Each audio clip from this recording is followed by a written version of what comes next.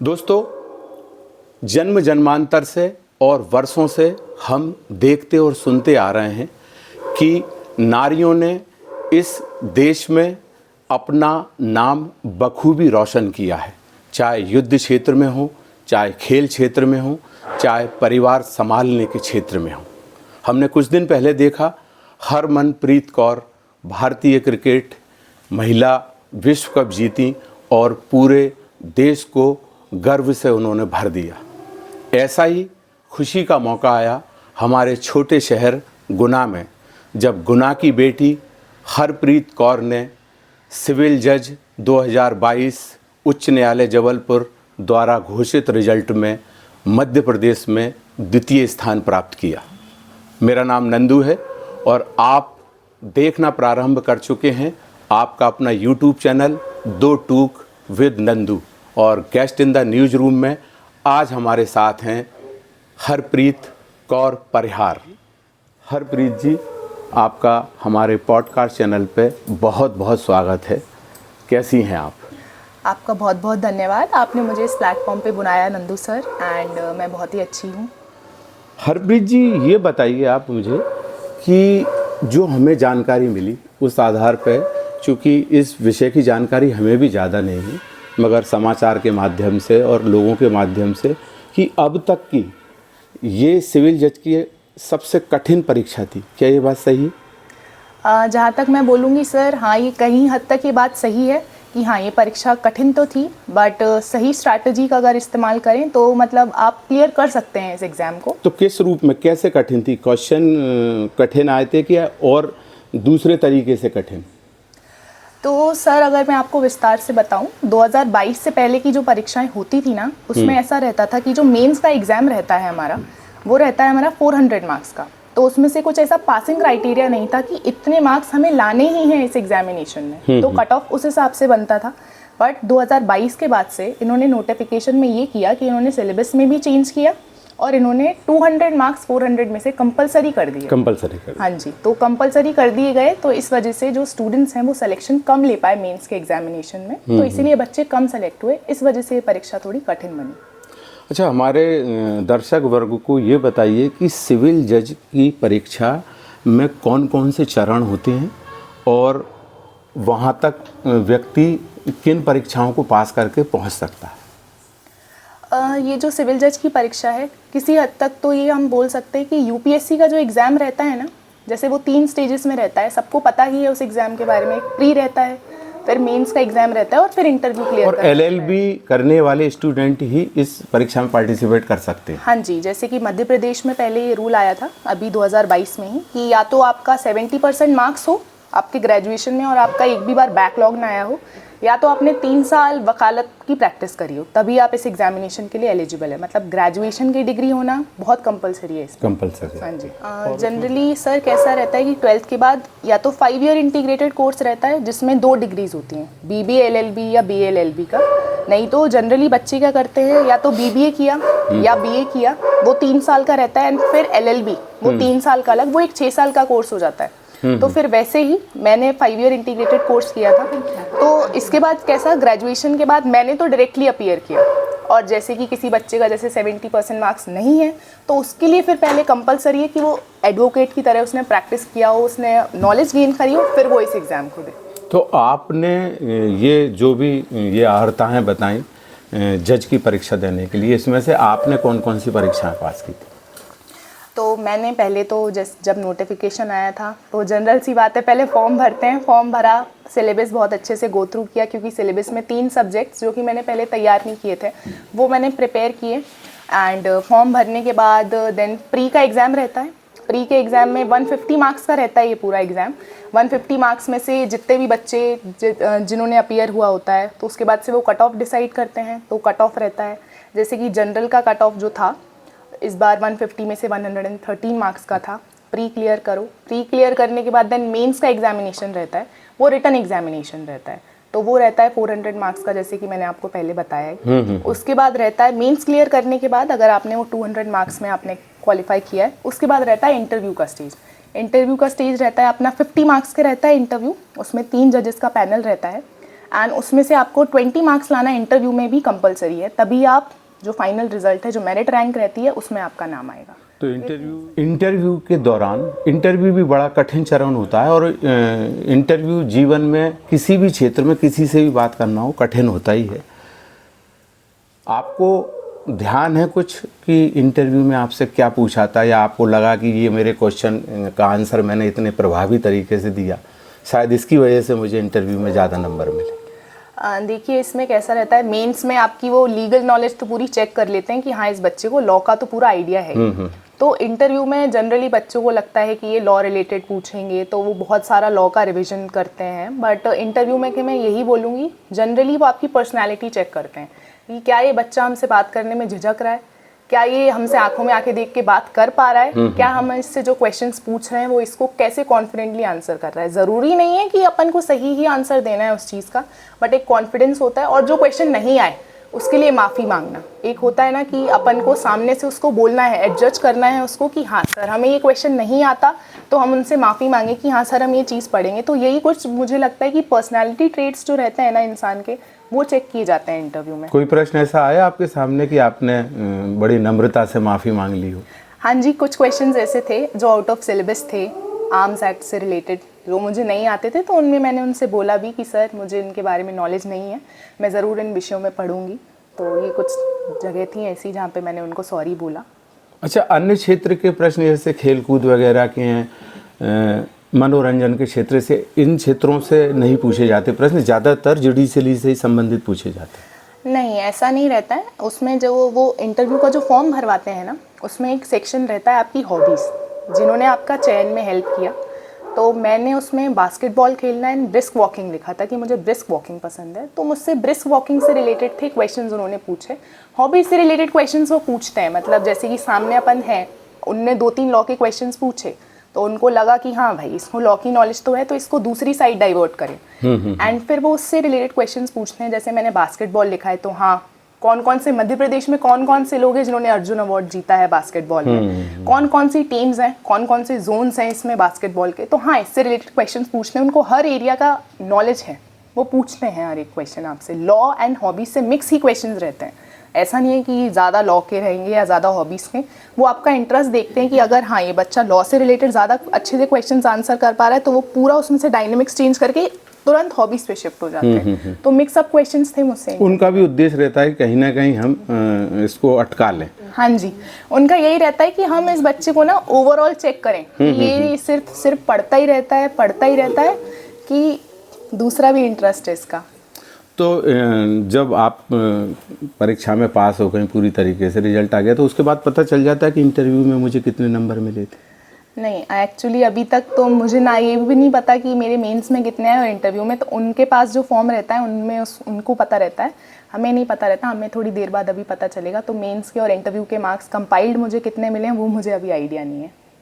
हरप्रीत जी, ये तो हुई बातें कि आपने कैसे सिविल जज की परीक्षा को अंजाम तक पहुंचाया और सफलता प्राप्त की, मगर इस सफलता के पीछे मुख्य चीज़ होती है नींव, और वो नींव होती है जब हम बचपन से जहाँ शिक्षा प्राप्त कर सकते हैं, या ये कह लो कि हमारा बेसिक आधारभूत शिक्षा कहाँ से प्राप्त करते हैं।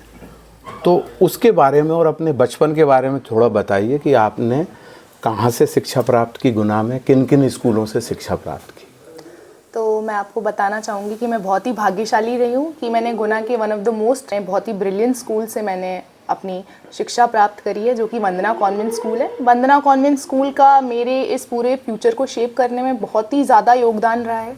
नर्सरी से लेके 12th तक की मैंने जो कंप्लीट करी है अपनी स्कूलिंग, वो मैंने वंदना कॉन्वेंट स्कूल से ही करी है। तो मैं ये बोलना चाहूँगी कि जो भी आज मैं हूँ, बेसिक जैसे कि स्कूलिंग से ही रहता है सब कुछ।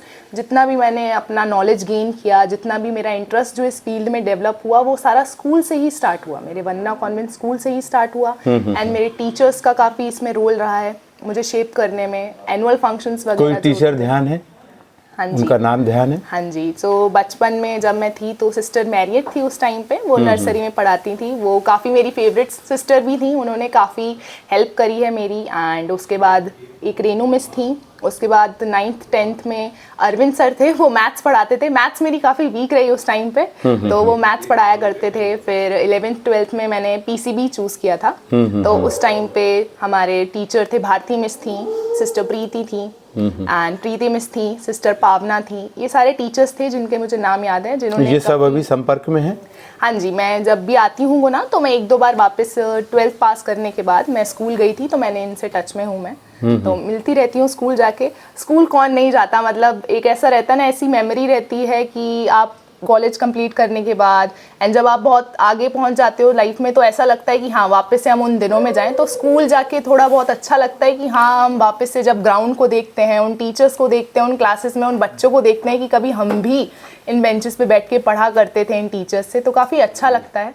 तो मुझे मतलब मैं आपको बता नहीं सकती हूँ कि मैं कितना खुश महसूस कर रही हूँ। जब मैं फर्स्ट क्लास में थी, जब मैंने पहला अपना एनुअल फंक्शन अटेंड किया था, तो उस टाइम पे एसडीएम जी थे, उनका नाम तो मुझे याद नहीं है, तो उस टाइम पे वो हमारे वंदना कॉन्वेंट स्कूल के एल्यूमिनाई थे, तो वो आए थे। तो उनको देख के मैं ये सोचती थी कि कभी मैं भी ऐसा कुछ अचीव करूँगी लाइफ में कि मुझे भी कभी किसी एल्यूमिनाई मीट में बुलाया जाएगा, मुझे भी सम्मानित किया जाएगा जैसे उन्हें किया जा रहा है। तो आज मैं बहुत खुश महसूस कर रही हूँ और बहुत ही मतलब मैं आपको अपनी खुशी जाहिर नहीं कर सकती हूँ कि मुझे भी। एक महत्वपूर्ण चरण आता है कि हम किसी भी पद को प्राप्त करते हैं, कोई भी सफलता प्राप्त करते हैं, तो बहुत हद तक हमारे संस्कार, हमारी पारिवारिक पृष्ठभूमि उसमें निर्भर करती है। जहाँ तक मेरी जानकारी है, आपका परिवार पूरी तरह से व्यापारिक परिवार रहा है, ट्रांसपोर्ट का बहुत लमसम व्यवसाय होता है आपके यहाँ। ऐसे परिवार से होते हुए आपने जुडिशरी की तरफ कदम बढ़ाया, और मेरी समझ से जितनी मेरी जानकारी है, सिर्फ एक ही परीक्षा दी है आपने और कोई दूसरे परीक्षाएं भी नहीं दी दूसरे जॉब के लिए। तो ये दिमाग में कैसे आया कि मुझे इसी क्षेत्र में जाना है? तो ये सब वैसे स्कूल से ही स्टार्ट हुआ। मेरे स्कूल वालों का बहुत बड़ा रोल रहा है, जैसे कि मैंने आपको अभी बताया भी कि एल्यूमिनाई मीट्स वगैरह होती थी, तो कभी कोई एसडीएम है, अगर हमारे स्कूल से कोई रहे हैं, कोई जजेस वगैरह हैं जो हमारे स्कूल से, जो हमारे एल्यूमिनाई रहे हैं अभी, तो काफ़ी सीनियर्स वो आए हैं, तो उनको देख के काफ़ी इंस्पिरेशनल फील होता था कि ये हमारे स्कूल के बच्चे हैं जो आज इस पद पे, इस पोस्ट पे हैं एंड हमारे स्कूल का, हमारे शहर का नाम रोशन कर रहे हैं। तो वहीं से थोड़ा बहुत मुझे इंस्पिरेशन आया कि मुझे इस लाइन से हटके, जिसमें मेरी फैमिली का बैकग्राउंड है ऑलरेडी, उस लाइन से हटके थोड़ा मुझे जाना है। तो फिर वहीं से मैंने अपना मन बना लिया था कि कुछ हटके करूँगी, जिससे कि एक तो सोशल सर्विस हो पाएगी, शहर का नाम होगा एंड फैमिली का भी नाम होगा कहीं ना कहीं, क्योंकि फैमिली का एक क्या बिजनेस बैकग्राउंड है, तो हर कोई बिजनेस फील्ड से ही हमारी फैमिली को जानता है। तो अगर मैं थोड़ा गवर्नमेंटल किसी जॉब में जाऊंगी तो थोड़ा एक अलग पहचान बनेगी फैमिली की, तो वो सब एक इंस्पिरेशन रहा है। तो स्कूल का बहुत इसमें रोल रहा है। मेरे स्कूल में अलग अलग टीचर्स ने काफ़ी इंस्पिरेशन दी है। जब पूछा करते थे कि आपको बड़े होके क्या बनना है, तो उस टाइम पे मेरा ऐसे रहता था, डॉक्टर बनूंगी, इंजीनियर बनूंगी या जज बनूंगी अगर कोई एल्यूमिनाई आया। तो ये सब मेरे इंस्पिरेशनल सोर्सेज रहे इस जर्नी में। 12th के बाद की पढ़ाई के बारे में बताएं थोड़ा। 12th तक आपने ये निर्णय ले लिया था कि अब मुझे जुडिशरी लाइन में ही जाना है? हाँ जी, 12th में 11th 12th में जब मैंने पीसीबी लिया, तो उस टाइम पे मेरा बहुत श्योर था कि मुझे जज की ही लाइन में जाना है, क्योंकि स्टार्टिंग से स्कूल में इतना देखा था सबको इतना, एंड जो मेरे पापा हो गए, मेरे चाचा हो गए, उनको जो लीगल नोटिसेस थे उनको काफ़ी पढ़ा करती थी मैं। तो उसमें जो जजेस की जो राइटिंग स्टाइल रहती है उससे काफ़ी इंस्पायर होती थी कि मैं, हाँ ये अलग अलग केसेस हैं, बहुत ज़्यादा फैक्ट्स हैं इसमें, तो उनसे काफ़ी इंस्पायर होती थी कि यार, क्योंकि मुझे लिखने का बहुत इंटरेस्ट था एंड जो उनका राइटिंग स्टाइल रहता है ना जजेस का, वो काफ़ी बहुत अच्छी वोकैब यूज़ करते हैं, एक लीगल लैंग्वेज जो थी उसने काफ़ी मेरा इंटरेस्ट ड्रॉ किया उस फील्ड में। तो फिर मैंने सोचा, उसके बाद 12th करने के बाद मैंने भारतीय विद्यापीठ है जो पुणे में कॉलेज है, न्यू लॉ कॉलेज, उसमें मैंने एडमिशन लिया।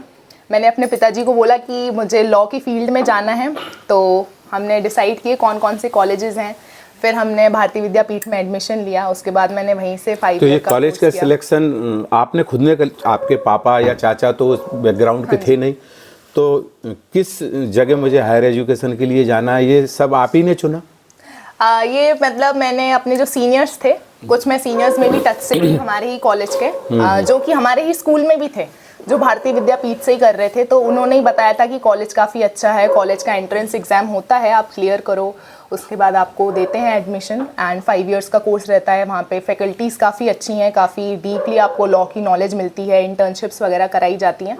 तो 2-3 ऑप्शंस थे मेरे पास कॉलेजेस के, पुणे के भी थे, इंदौर के भी थे, बट मुझे ज़्यादा एक्सपोजर चाहिए था क्योंकि मेरे को जाना था थोड़ी बिग सिटी में, क्योंकि वहाँ पे इंटर्नशिप की अपॉर्चुनिटी ज़्यादा रहती हैं। जैसे गुना में है, सिर्फ एक कोर्ट है, बड़ी बड़ी लॉ फर्म्स नहीं है, तो उस एक्सपोजर के लिए फिर मैंने पुणे को चूज़ किया। मैंने पापा को बताया, वहाँ ये सब सुविधाएं हैं। हाँ जी, क्योंकि वहाँ पे कोर्ट्स काफ़ी हैं, वहाँ पे बड़ी बड़ी लॉ फर्म्स हैं, तो उनमें इंटर्नशिप करके आपको काफ़ी लॉ का अच्छा एक एक्सपीरियंस हो जाता है, एंड आपके माइंड में जो भी डाउट्स रहते हैं कि हाँ कैसे कॉर्पोरेट फील्ड क्या है एंड इसमें बैंकिंग की फील्ड क्या है लॉ से रिलेटेड, तो उसमें अलग अलग फील्ड्स रहती हैं, अलग अलग इंटर्नशिप्स, तो आपको क्या एक डीपर नॉलेज मिल जाती है एंड बहुत क्लैरिटी मिल जाती है कि आपको फर्दर फिर LLM भी किस चीज़ में आपको करना है, क्योंकि LLM की भी काफ़ी सारी फील्ड्स रहती हैं, कॉर्पोरेट हो गया, कॉन्स्टिट्यूशनल है, क्रिमिनल है, ADR है, तो आपको किस में आगे जाके आपका PhD करना है। आपने किस विषय में LLM किया? मैंने क्रिमिनल लॉ में किया, क्योंकि मेरा स्टार्टिंग से ही जो इंटरेस्ट रहा लॉ की फील्ड में। लॉ भी काफ़ी टाइप का है, सिविल, क्रिमिनल, हमने तो कॉलेज में सारा ही लॉ पढ़ा, बट मेरा क्रिमिनल की तरफ जो इंटरेस्ट था ना वो ज़्यादा था, तो फिर मैंने सोचा कि LLM भी क्रिमिनल लॉ में ही किया जाए, तो फिर इसीलिए फिर मैंने क्रिमिनल लॉ में किया। अभी आपने बातचीत के दौरान बताया कि जजेस की जो राइटिंग स्किल्स थी वो मुझे अच्छी लगती थी, उनकी टर्मिनोलॉजी अच्छी लगती थी, तो चूँकि आपने बताया कि आपको भी राइटिंग लिखने का शौक़ था, अच्छे लेखन का, तो उसका फ़ायदा मिला इन लिखित परीक्षाओं में? तो इसका फ़ायदा मुझे बहुत ज़्यादा मिला मेंस। कई बार हम ये सुनते हैं कि लिखित परीक्षा में व्यक्ति को, स्टूडेंट को याद तो सब है, मगर उसकी लिखने की प्रैक्टिस नहीं है, तो उसके कई प्रश्न अधूरे छूट जाते हैं, छूटी जाती हैं, इस वजह से भी वो असफल हो जाता है। तो आपको इसका फ़ायदा मिला?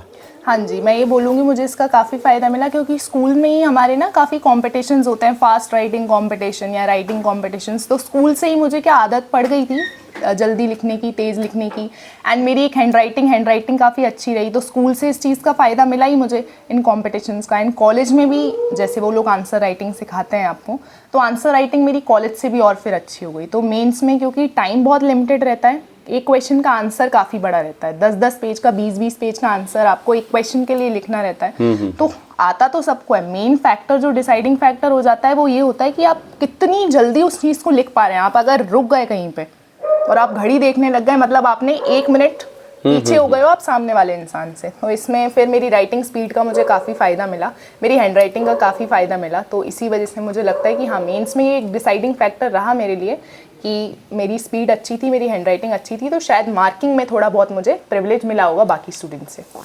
अंग्रेजी माध्यम से और हिंदी माध्यम से जो स्टूडेंट परीक्षा देते हैं उनको कोई फ़ायदा या नुकसान है क्या? फ़ायदा क्या सोच का, कि जो लोग परीक्षा में हमारी कॉपी जांच रहे हैं या जो हमारा इंटरव्यू ले रहे हैं उन पे अंग्रेजी का प्रभाव ज़्यादा पड़ेगा या हिंदी मीडियम वाले स्टूडेंट का प्रभाव कम पड़ेगा, कुछ ऐसा महसूस किया आपने?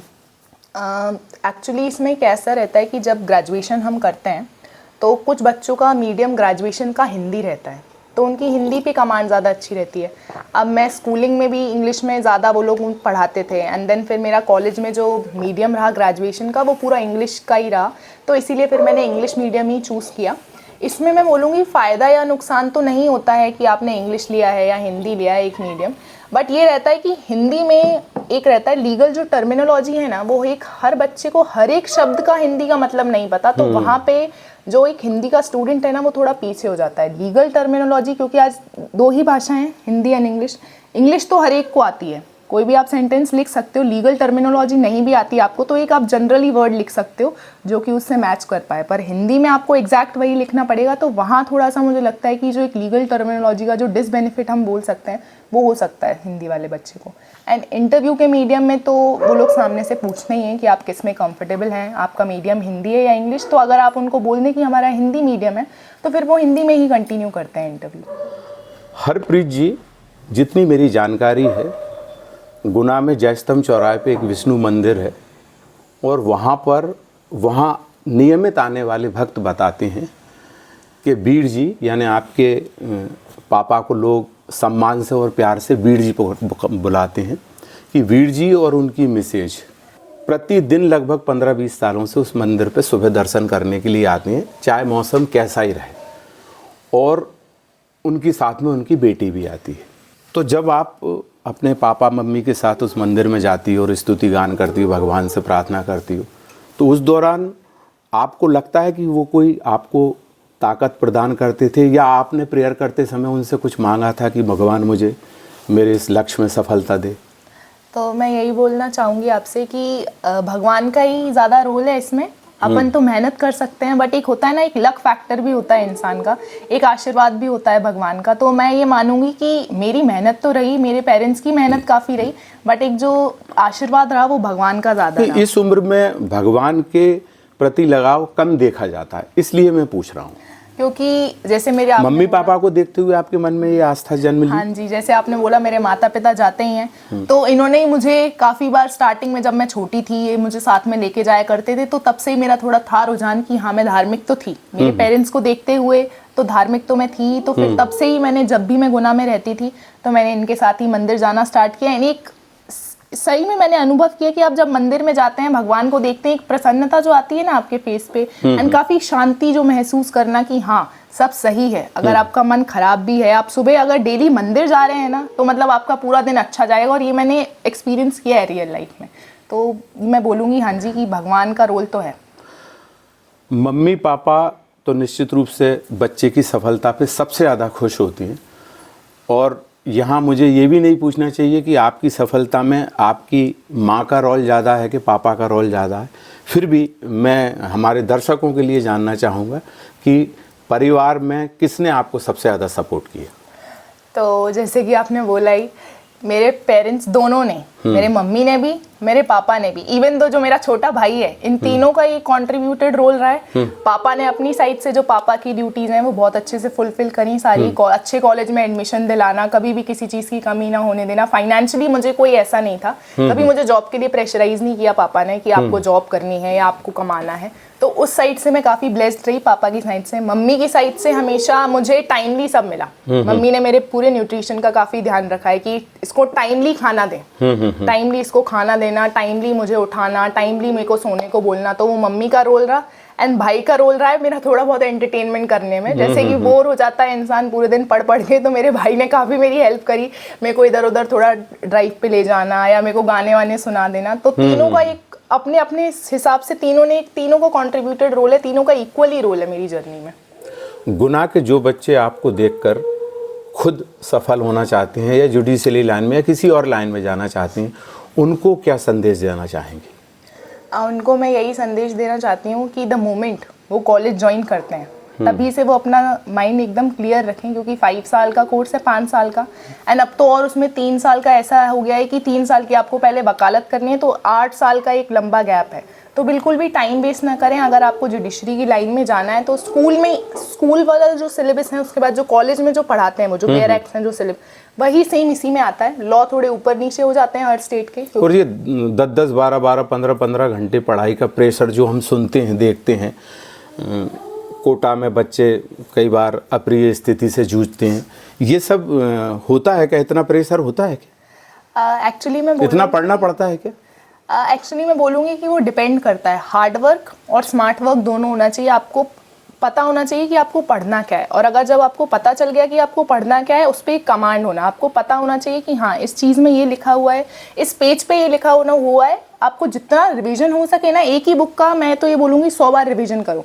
बच्चे क्या करते हैं ना, एक ही सब्जेक्ट के ऊपर 10-10 ऑथर की बुक्स ले लेते हैं, और एक भी बुक अच्छे से पढ़ी नहीं होती उन्होंने। उनको क्या लगता है सारे सोर्सेज हैं, हमें सारे पता होंगे ना तो हम अच्छे से आंसर कर पाएंगे। बट ऐसा नहीं होता। एक ही सोर्स को बहुत अच्छे से रिवाइज करो, प्रीवियस ईयर क्वेश्चन पेपर्स हैं उनको बहुत अच्छे से सॉल्व करो, क्योंकि उनसे अपन को आइडिया लग ही जाता है कि किस टाइप के ये क्वेश्चंस पूछ रहे हैं। तो बस इतना ही पढ़ना हो। बहुत लिमिटेड सोर्स रखो, अपना सिलेबस को अच्छे से गो थ्रू कर लो, और पहले ही एक चेकलिस्ट होनी चाहिए कि हाँ हमें ये सब्जेक्ट कंप्लीट करना है, इस ऑथर की हमें लैंग्वेज समझ में आ रही है तो हमें इस पे ऊपर कमांड करना है।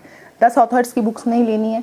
बेयर एक्ट्स जो कोर्ट में यूज़ होती हैं, जो कॉलेज के टाइम पे पढ़ाया जाता है, उसी को गो थ्रू करना। हर एक सेक्शन पे कमांड होना, क्योंकि जैसे आपको पता भी होगा कि एक सब्जेक्ट में काफ़ी सेक्शंस रहते हैं। एक लॉ में 300, 400 सेक्शंस। तो कॉलेज के टाइम से ही ना अगर ये हम याद कर लें कि इस सेक्शन में ये चीज़ है, ये सेक्शन यहाँ पे काम आता है, इस सेक्शन का कोर्ट में ऐसा काम है, इस सेक्शन का जज ऐसे यूज़ करता है, तो वो कॉलेज टाइम से ही अगर थोड़ा उसके ऊपर होल्ड हो जाए ना, तो ये एग्जामिनेशन बहुत ही ईजी हो जाता है क्लियर करना। हरप्रीत जी, निश्चित रूप से आपने बड़ी बेबाकी से हमारे प्रश्नों के उत्तर दिए और मुझे उम्मीद है कि जो आज हमारे दर्शक इस कार्यक्रम को देख रहे हैं वो निश्चित रूप से इस कार्यक्रम से कुछ प्राप्त करेंगे। आपने अपना अमूल्य समय हमें दिया, आपका बहुत बहुत धन्यवाद। नमस्कार। आपका भी बहुत बहुत धन्यवाद।